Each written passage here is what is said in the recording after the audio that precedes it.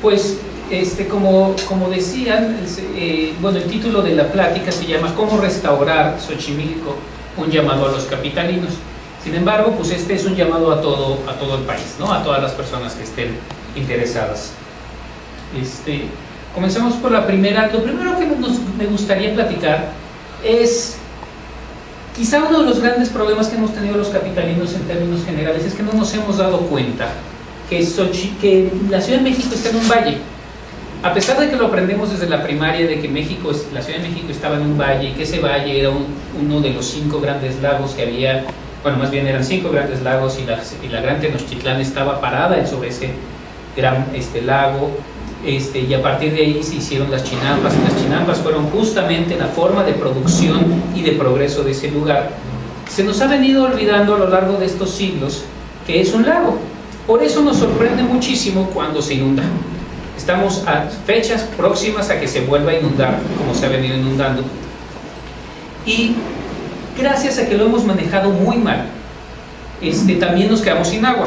Es el colmo que tengamos una ciudad que era llena de agua y que lo último que le faltara fuera el agua, y ahora nos estamos quedando sin agua. Por un lado nos quedamos sin agua y por otro nos inundamos, lo cual es una paradoja únicamente lograda porque hemos urbanizado de la peor manera esta ciudad. Ahora, ¿cómo hemos venido perdiendo esta agua? La parte de hasta arriba, el primer recuadro de lo que era el Gran Valle de México, en donde se veían los 5 lagos básicamente todos juntos, era antes de que los mexicas llegaran a colonizar, que es esta zona. La segunda es ya cuando estaban los mexicas, que lograron no secar, sino ganarle un poco de tierra al lago, con el fin de generar diferentes estrategias de producción. Después de la colonia, estos 5 lagos se empezaron a secar porque en la época de la colonia la gente empezó a ver como enemiga al agua y como enemiga a la naturaleza, y lo primero que intentaron hacer fue generar un gran desagüe, que fue en 1620 y algo el Tajo de Nochistongo, y de ahí empezaron a tratar de drenar todo el lago. A principios del siglo pasado, esto es para principios de los 900, esto era lo que quedaba del gran lago que era la Cuenca de México. Este puntito de aquí abajo es Xochimilco, y es lo único que queda en términos humedales ahora, ¿no? El siglo pasado todavía tenemos un pedazo, ahora nada más tenemos un pequeño humedal, un pequeño lago de todo lo que antes era Xochimilco. Esto ha generado un gran problema en términos ecológicos que se repercute en nuestra calidad de vida. Estas son algunas de las fotos de principios del siglo pasado, un poco en la época de la Revolución. Era lo que es ahora la calle de la Viga. Este canal justamente era el que juntaba lo que era Xochimilco, la producción de Xochimilco, con lo que es la central de abastos, donde se vendían todos los productos, ¿no? Donde se siguen vendiendo todos los productos, ¿no? Y entonces este canal era el que ayudaba a comunicar. Algunas fotografías al respecto de lo bonito que podía ser vivir en convivencia con un lago y sin pensar que el agua era nuestro enemigo o es nuestro enemigo. Otra foto de la zona de Xochimilco. Y ahorita les quisiera presentar básicamente cómo se ha venido urbanizando y cómo está urbanizado ahorita todo lo que es la Ciudad de México. Esta es la zona sur de la Ciudad de México. Lo que vemos amarillo es zona urbanizada. Esta es una imagen de satélite. Esta es la subcuenca de la Gran Cuenca del Valle de México. Esto es Xochimilco. ¿Sí? Esta es la serranía que está alrededor de Xochimilco, y por aquí está el Ajusco, por aquí. Si se fijan, Xochimilco ya está rodeado y va a seguir más rodeado pronto porque están queriendo generar una calle que cruce por aquí en la mitad. Entonces ya no solo va a ser rodeado, sino que además se va a empezar a urbanizar toda esa zona. Ahora, ¿cuál es otro de los grandes problemas que tiene además de la urbanización de Xochimilco? Bueno, uno de los grandes beneficios que tienen, perdón, antes de empezar con los grandes problemas, esto es un mapa edafológico, que quiere decir que distintos tipos de suelos hay en la Ciudad de México. Este suelo es un suelo de gran permeabilidad. Entonces, cuando viene el agua, por aquí se permea. Y entonces los manantiales de Xochimilco que están aquí toman agua de toda esta zona, de todas estas zonas cafés.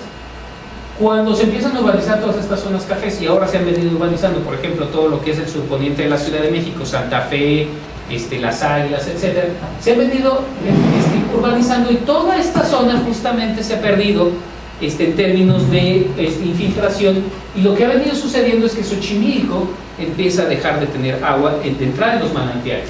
Antes había tanta, bueno, y sigue habiendo relativamente algo, que todos estos puntos que ven ahorita ustedes aquí son pozos de extracción de agua. El 70% del agua que tomamos en la Ciudad de México salen de esta serie de pozos que están aquí y un poquito más hacia Chalco. ¿Por qué están aquí? Porque es la zona más baja del Valle de México, y entonces aquí es más fácil sacar todo el agua. ¿Qué es lo que ha generado esto? Con la falta de infiltración de agua y la sobreextracción de agua, lo que ha venido sucediendo es se está hundiendo toda esta zona. Entonces, las inundaciones que vimos en el febrero del año pasado en Chalco se deben a que Chalco y Xochimilco se están hundiendo entre 30 y 40 centímetros por año. Cuando uno se está hundiendo mucho, cualquier lluviecita, por muy chiquita que sea o extraordinaria que sea, genera inundaciones. Digo, están hasta el bajo de la tina de baño. Imagínense la tina de baño donde está la salida. Bueno, ahí es donde están ellos. Cualquier lluvia los inunda, ¿no? Y por otro lado, pues estamos urbanizando toda esta zona, ¿no? Además de Xochimilco. Ahora, Xochimilco no solo era bonito antes, sigue siendo muy bonito ahorita. Es el último bastión que tenemos para recarga de agua por un lado, el último bastión que tenemos de producción agrícola en la Ciudad de México por el otro, y el último bastión real, natural, para las aves. Entonces sigue siendo algo bonito. Seguimos teniendo tan bonita diversidad de aves que, por ejemplo, los pelícanos que vienen desde Canadá, que tienen 2 metros de envergadura sus alas, o sea que pueden ser como de 1,5 metros de alto, siguen llegando en grandes parvadas a Xochimilco. Esta foto fue tomada en el Parque Ecológico de Xochimilco, que colinda con Periférico.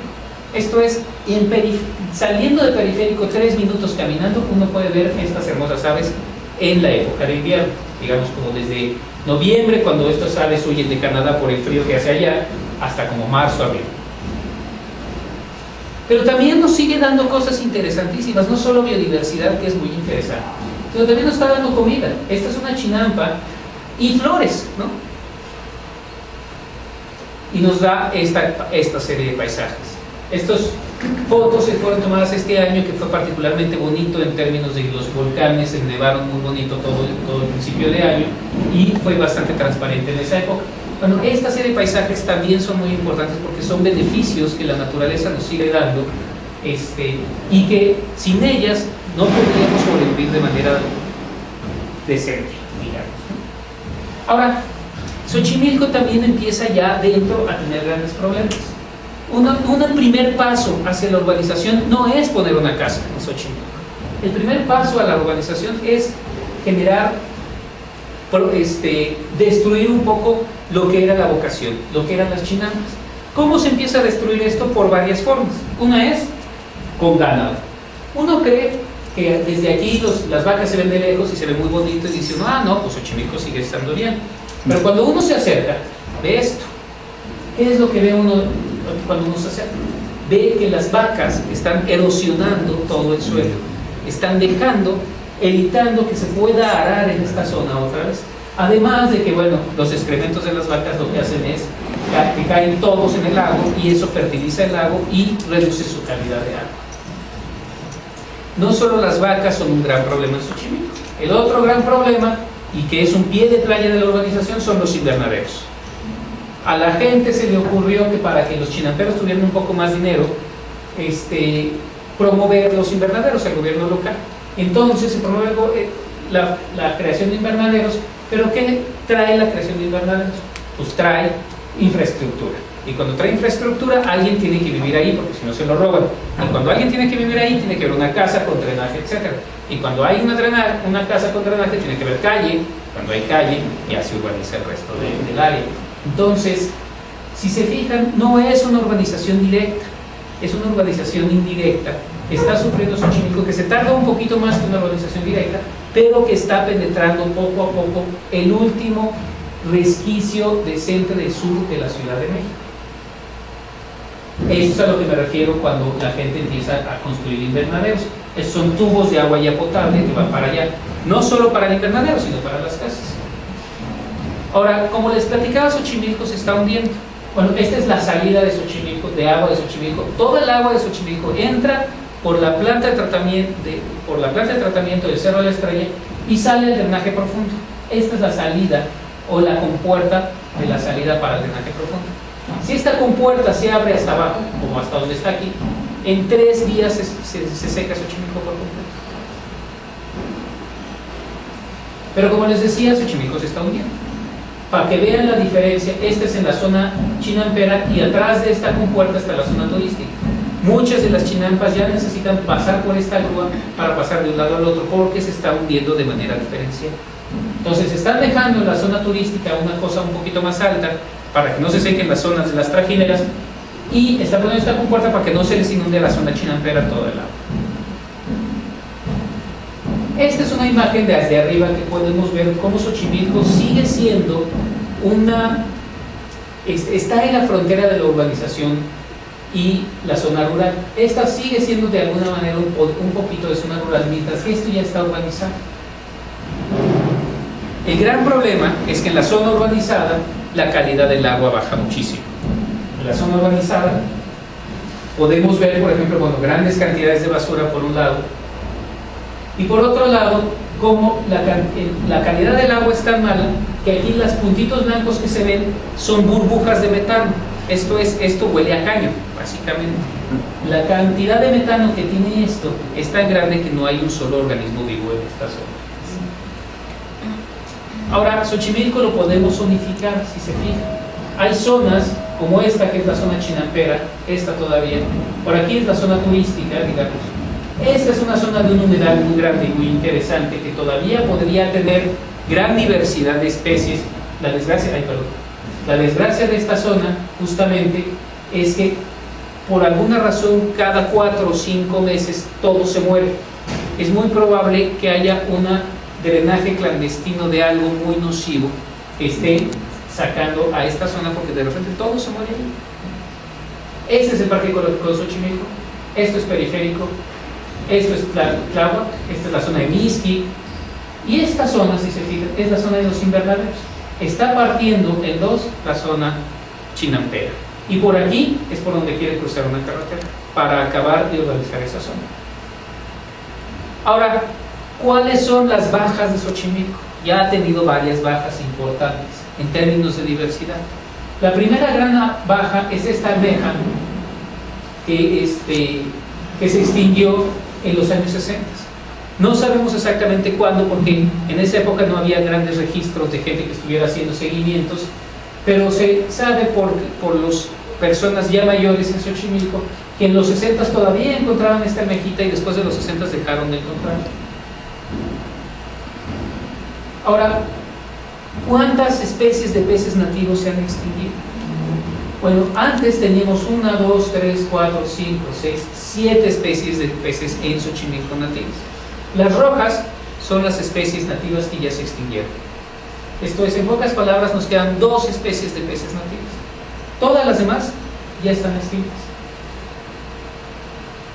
Pero si las comparamos con todas las especies exóticas que se han introducido en Xochimilco de peces, algunas intencionalmente y otras no intencionalmente, podemos ver que hay una gran desproporción. Entonces empezamos con las carpas y con las tilapias. Entre las carpas y las tilapias se hace el 90% de la cantidad de peces y de biomasa de todo Xochimilco.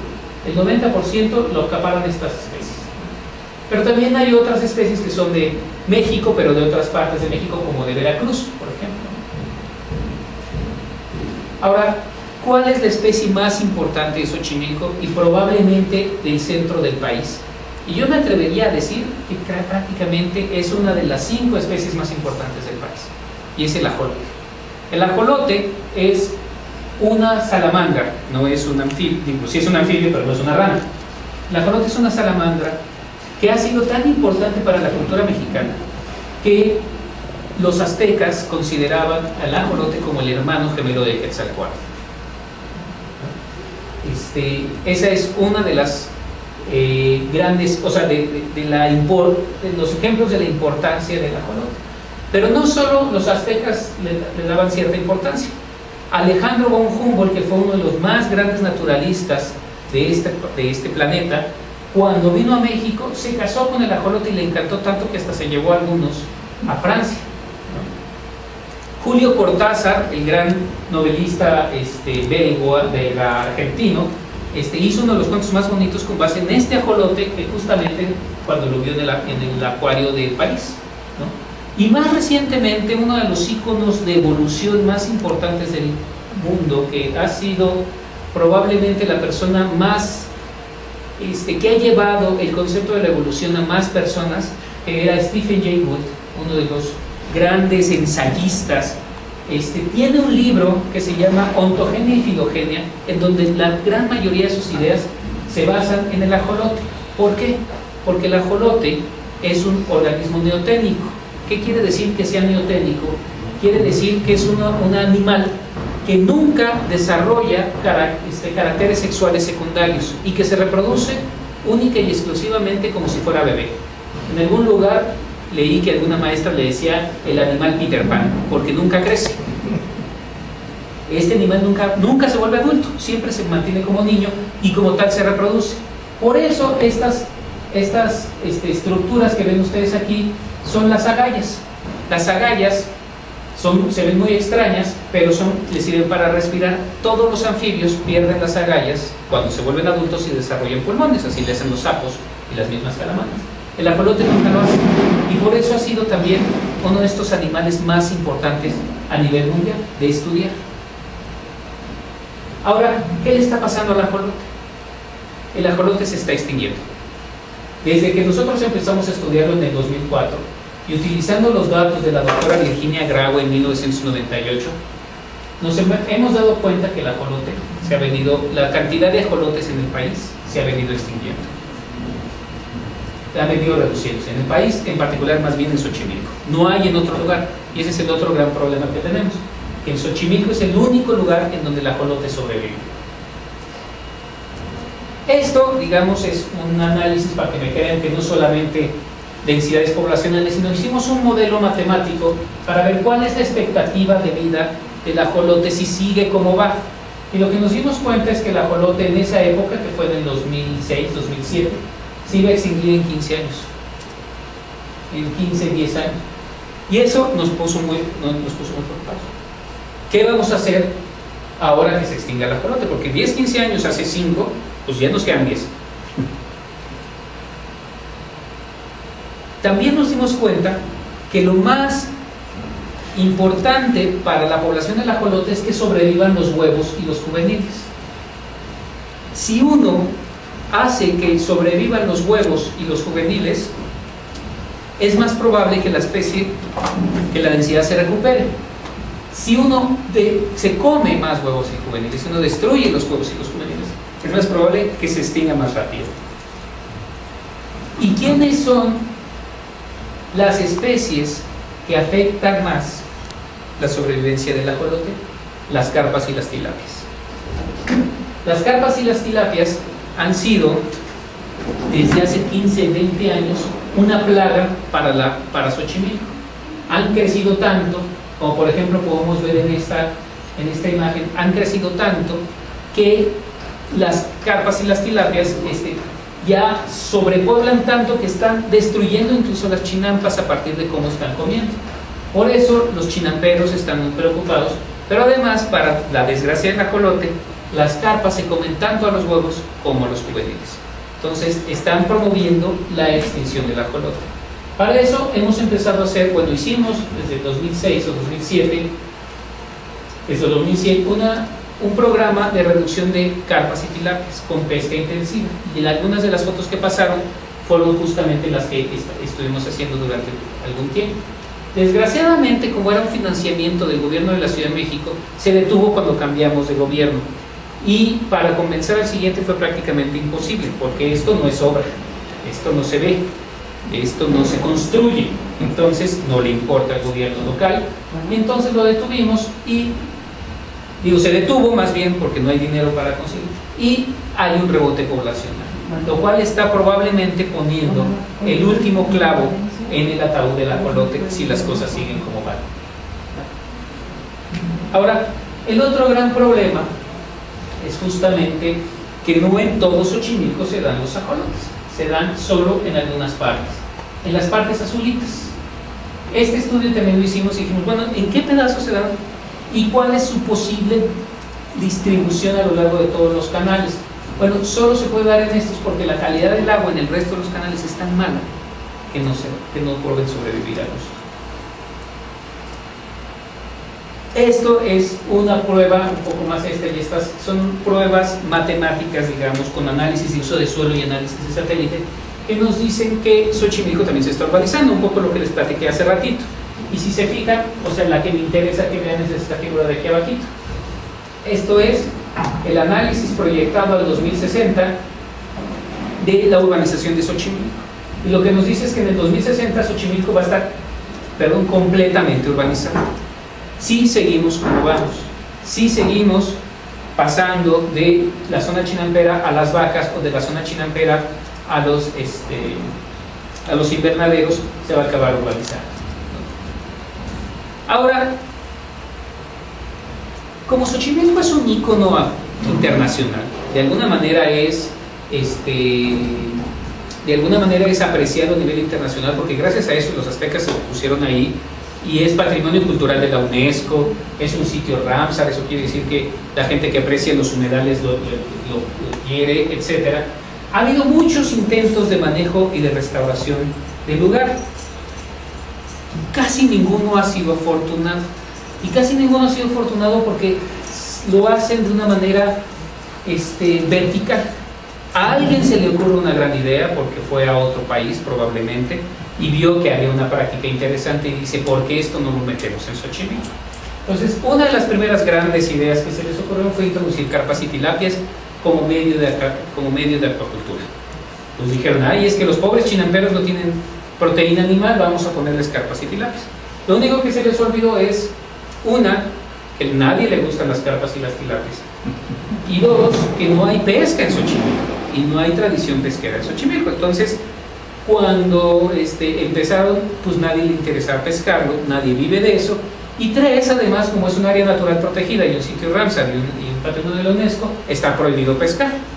Entonces, ocasionó que hubiera una sobreproducción de carpas y tilapias.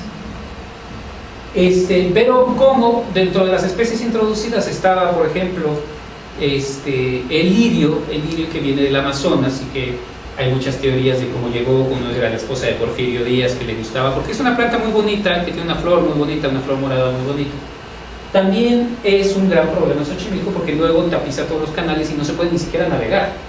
Entonces iban a traer la carpa herbívora. La carpa herbívora, como buena carpa herbívora, solo come los tallitos de las hojas que son más tiernitas. Y el lirio, si alguien lo conoce, es muy carnoso, muy duro y es casi como papel. Entonces lo único que no se come la carpa herbívora es el lirio. Todas las plantas nativas sumergidas sufrieron gracias a la carpa herbívora hasta que la carpa herbívora se las acabó y luego se murió. Entonces no funciona. Ahora, precisamente también dijeron, bueno, pero entonces ¿quién se come las carpas? Digo, los lirios. Pues el manatí, porque el manatí sí efectivamente come bastantes plantas, ¿no? Pero el manatí vive en las zonas tropicales del país, vive en el Caribe mexicano, en donde el agua no baja la temperatura a menos de 18 grados, porque pues el Caribe es tropical, precisamente. Pero alguien dijo, es una maravillosa idea, traigámonos un par de manatís acá. Se trajeron a los pobres manatís y no duraron más de 2 semanas porque no les avisaron a las personas. Imagínense un chinampero que de repente va por ahí y con su chinampa y ve un monstruo, porque pues digo, si nunca los has visto y no te avisan que está, pues es un monstruo, que es una cosa de 2 metros de largo, gorda, ancha, muy simpática, pero pues no deja de ser un monstruo. Pues los mataron. Qué bueno que los mataron, porque si no se hubieran muerto de frío y hubieran sufrido bastante más, porque el agua en Xochimilco baja a 5 grados. Por más que un manatí tenga mucha grasa, no sobrevive esos 5 grados. La cantidad de plantas que tuviera que comer sería bastante como para sobrevivir a eso, y no sobrevive. Ahora, uno de los otros tipos de manejo que hicieron fue el cambio del flujo hídrico. Xochimilco se alimentaba de puros manantiales precisamente por la zona orográfica donde estaba. ahí llegaba el agua y ahí brotaba. Pero como nos la hemos acabado nosotros los capitalinos a punta de sacarla de ahí, dejó de tener agua en los 60s y empezó a generar problemas entre los mismos chinamperos. Lo que decidieron es que el agua entrara directamente en la planta de tratamiento, pero no tuviera salida. Cuando eso pasó, toda el agua se estancó y apestaba horrible, y de repente salían cosas extrañas. Entonces decidieron cambiar el flujo hídrico y ponerle una salida, que es la salida que les puse, y eso ayudó muchísimo a mejorar la calidad del agua.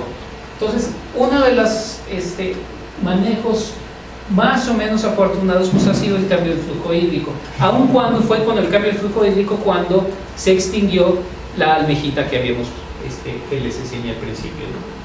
Y finalmente otro de los intentos de manejo y restauración ha sido la generación del Parque Ecológico de Xochimilco, que no ha sido nada una mala idea, salvo que es como un 20avo del área de lo que es Xochimilco. Entonces necesitamos que toda el área fuera parque ecológico y que ese parque ecológico involucrara actividades de los chinamperos, tradicionales de los chinamperos. Ahora, tenemos dos formas para restaurar Xochimilco. Tenemos dos visiones para restaurar Xochimilco. La que hemos venido pensando todo este tiempo con la introducción de carpas, con la introducción de manatís, etcétera, que es tratar de desarrollarlo económicamente. Y la segunda visión es volviendo a la vocación de la tierra y las prácticas tradicionales. Si lo desarrollamos, o sea, la visión del desarrollista de desarrollarlo económicamente lo que dice es, lo que pasa es que Xochimilco se está urbanizando porque la gente vive muy mal, y como la gente vive muy mal, está dejando sus tierras a los especuladores. Entonces, ¿qué es lo que vamos a hacer? Pues lo que vamos a hacer es desarrollar un pedazo que la gente viva bien, y entonces esa misma gente va a proteger sus tierras. Mientras que volver a la vocación de la tierra es decirle a los chinamperos, mira, vamos a producir agrícolamente de forma tradicional, y si es una friega, pero te vamos a pagar el triple de lo que normalmente recibes por esto, porque estás viviendo en la Ciudad de México. Esto es, vamos a darte un subsidio que no se le da a cualquier agricultor para que tú puedas vivir cómodamente dentro de la Ciudad de México y con una vida digna. Ambas son contradictorias. ¿Por qué? Porque una del desarrollista, una visión desarrollista es, ¿por qué no hacemos grandes estructuras? Como esta, planeemos Xochimilco de clase mundial, y la primera estructura que vamos a hacer es un acuario. Un acuario en el cual los chinamperos puedan ser guías o puedan vender sus cosas allá dentro del acuario, y entonces desarrollamos esa zona económica. Ahora, ¿cuál es el efecto de esa cosa? Pues bueno, de entrada es el diseño. O sea, aquel que se le ocurra que Xochimilco es algo parecido a Cancún, ya está mal, para empezar. En segundo lugar, pensar en un acuario a 2.200 metros sobre el nivel del mar, en una ciudad que lo que menos tiene ahora es agua, pues está más mal. De hecho, este acuario tiene planeado un tanque de 54.000 metros cúbicos, que es equivalente a 54.000 familias que se quedarían sin agua, porque esa agua se está purificando para llegar al tanque, que se tiene que estar filtrando día con día, porque los peces no pueden vivir en peceras sucias. El que tenga pecera se dará cuenta que cuando la pecera se pone verde, los peces empiezan a morir. Más si son de agua salada, más si uno planea tener manatís ahí, nada más que ahora ya encerrados, etc. ¿No? ¿Cuál es el segundo problema? Bueno, el segundo problema del acuario es genera urbanización. Así como vimos que los invernaderos generan una urbanización, los acuarios y los centros turísticos intensivos también, y todos lo podemos ver. O sea, cuando algo se planta, aunque sea en medio de la nada, algo así como grande, que atrae a 1.000, 2.000, 3.000 personas al día, ¿qué es lo que va a suceder? Pues que al rato se pone el puesto de los tacos, y al rato se pone el changarro de las flores, y al rato se pone lo que sea, y al rato eso se urbaniza. Y entonces, ¿qué es lo que estamos generando con esto? Urbanización. Única y exclusivamente urbanización. Entonces, ¿qué es lo que está sucediendo con un desarrollo urbanista? Lo que está sucediendo con un desarrollo urbanista es básicamente destruir finalmente Xochimilco.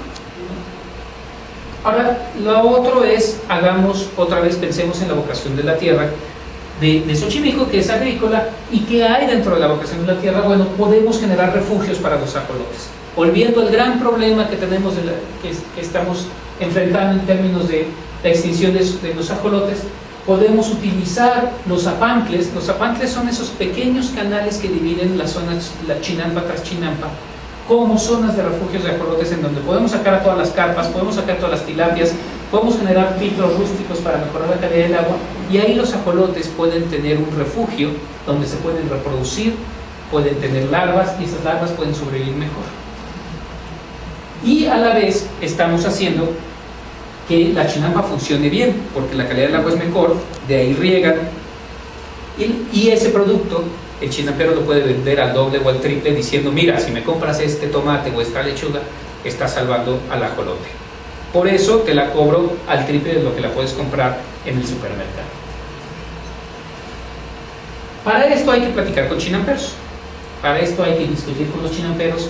Los chinamperos ni siquiera hay que convencerlos, hay que platicar, porque los chinamperos están verdaderamente conscientes de que el ajolote se está extinguiendo y quieren saber cómo hacerle para mejorar eso, y dan ideas. Entonces hay que discutir con los chinamperos, platicar con ellos y llegar a acuerdos con ellos, generar confianza. Ahora, ¿por qué los chinamperos, mi insistencia en los chinamperos? Bueno, porque cuando hicimos un estudio, por ejemplo, de cuántos árboles tiene la zona chinampera contra cuántos árboles tiene la zona de invernaderos, por ejemplo, nos dimos cuenta que hay más árboles en promedio por hectárea en la zona chinampera que en los invernaderos. Hay más canales en la zona chinampera que en los invernaderos. Y entre más canales hay, mejor, porque son sitios donde los ajolotes pueden encontrar refugio.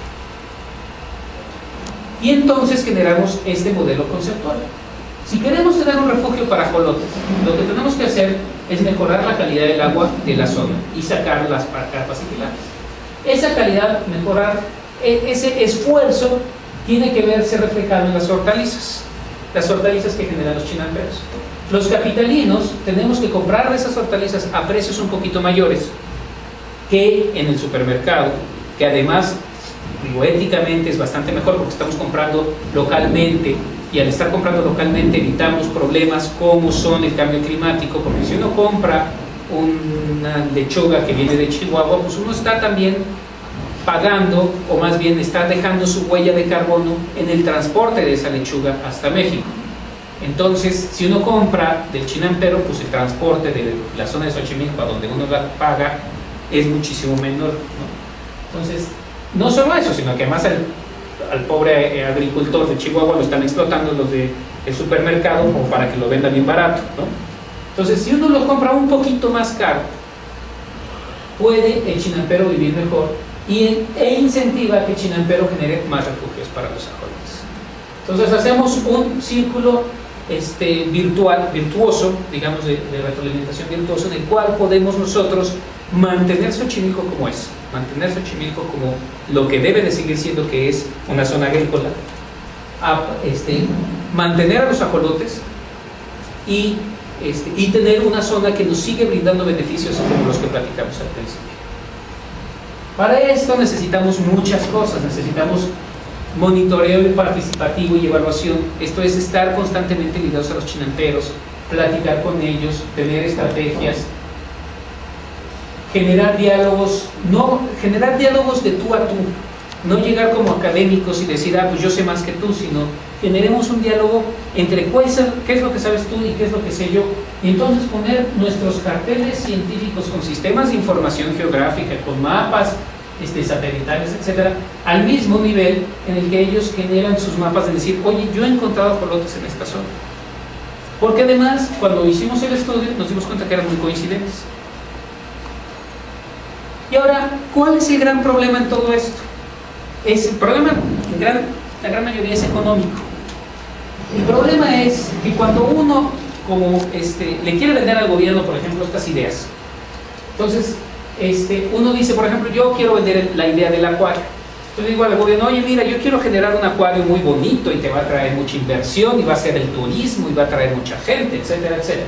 Entonces lo que va a suceder es que tú tienes que hacer mucha inversión al principio, y luego va a haber una gran cantidad de dinero que vas a recuperar. Y esa gran cantidad de dinero se va a mantener a lo largo del tiempo, ¿no? Y luego llega otra persona y le dice, oye, pero ¿sabes qué? Creo que lo mejor para Xochimilco es regresar a la vocación de la tierra. Y entonces no se va a ver, no es una gran estructura y no le tienes que invertir tanto, que es la línea verde. Entonces le tienes que invertir menos, más a largo tiempo, pero la tasa de retorno va a ser más chica. ¿Por qué? Porque la gran mayoría del dinero se va a ir precisamente a los chinamperos. Y además, mucho de de la regresada de dinero en realidad se está invirtiendo en subsidios, porque les tenemos que seguir dando dinero a los chinamperos de alguna manera, ¿no? Entonces, cuando ve esto, el jefe de gobierno, por ejemplo, pues dice, no hay duda, me voy por la de arriba, ¿no? Gana mucho más, hay más impuestos, hay salarios, hay infraestructura y ganancia. El gran problema es que esto es a corto plazo. ¿Qué pasa a largo plazo? A largo plazo, lo que sucede es que cuando le metemos en el costo económico la pérdida de los beneficios de la naturaleza que estamos generando cuando generamos un acuario, entonces el costo-beneficio se reduce muchísimo en el acuario, mientras que en el otro sigue aumentando. Ahorita explico cuáles son los famosos beneficios de la naturaleza y cómo entran en el costo aquí. El gran problema aquí es que el término institucional del jefe de gobierno termina aquí. Entonces a él le viene valiendo un soberano cacahuate lo que pase después. Los que no nos debe valer un cacahuate es a nosotros, a los ciudadanos, que sí vamos a sufrir las consecuencias de esto. Entonces somos nosotros los ciudadanos los que tenemos que saber que a futuro es mucho más conveniente la línea verde, que es la de la vocación de la tierra, que la línea roja, que es la del acuario. Ahora, ¿por qué estamos metiendo los beneficios de la naturaleza en esta ecuación? Cuando uno tiene una calidad de ecosistema muy bueno, tenemos muchos beneficios de la naturaleza. ¿Cuáles son los beneficios de la naturaleza? El clima, el agua, la diversidad del aire puro. El más claro de ahorita en la Ciudad de México es el agua, ¿sí? Tenemos grandes problemas de falta de agua, que son básicamente problemas porque hemos destruido los beneficios de la naturaleza. Si nuestro ecosistema fuese muchísimo más, tuviera una calidad mucho más grande, tendríamos mucha más agua. Ahora, la teoría diría que entonces, entre más perturbemos, menos calidad del ecosistema y menos beneficios de la naturaleza. Pero esto no es así. Lo que sucede en términos reales es que nosotros perturbamos la naturaleza y la calidad del ecosistema se sigue manteniendo a lo largo del tiempo. Pero llega un momento en que cae, y cae drásticamente. Esto se llama la teoría de los cambios catastróficos. No nos dice cuándo, pero nos dice que cambia rapidísimo. El problema es que para regresar de esa perturbación no hay que regresarte tantito, hay que regresarse muchísimo para volver a un lugar en el que la calidad del ecosistema sea lo suficientemente buena para que los beneficios de la naturaleza nos siga proveyendo de beneficios.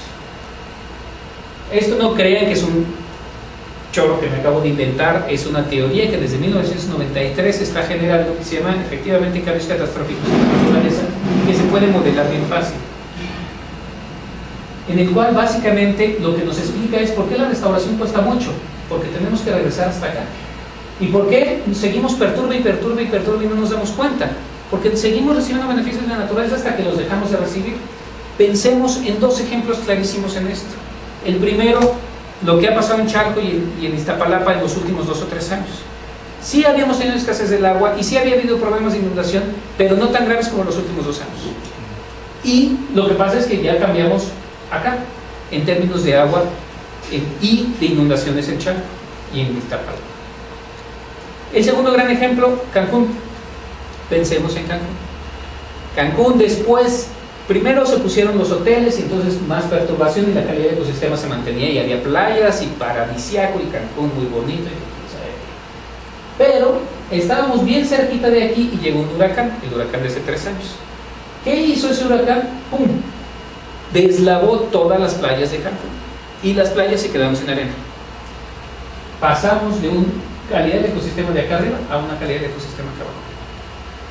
Ahora las playas de Cancún no tienen arena, las están importando de Isla Mujeres sin importarles el costo ecológico que está pasando en eso, pero no están arreglando el sistema. Lo único que están haciendo es metiéndole arena.